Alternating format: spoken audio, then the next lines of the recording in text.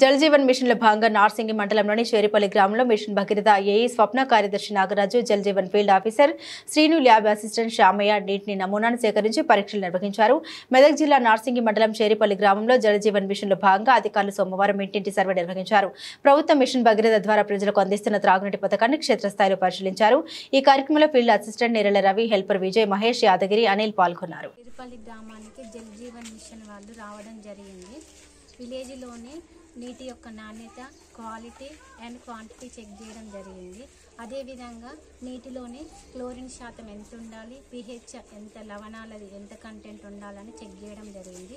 అవి మనకి తగిన మోతాదులో రావడం జరిగింది. అట్లనే కొన్ని సెలెక్టెడ్ హౌసెస్ సెలెక్ట్ చేసుకొని వాటిలో అన్ని టెస్టులు చేయడం జరిగింది. అవి కూడా నార్మల్గా రావడం జరిగింది.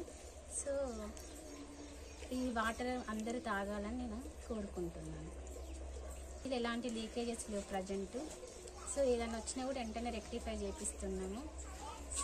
ఇంకా ఇప్పుడు వచ్చేది రాబోయే వర్షాకాలం కాబట్టి ఎప్పుడైనా మీకు కొంచెం డౌట్ అనిపిస్తే వాటర్ని కాచి చల్లార్చి తాగడం మంచిది. హర్ఘర్ జల్ జీవన్ మిషన్ నుండి బృందం రావడం జరిగింది మన విలేజ్కి, షేరిపల్లి గ్రామానికి.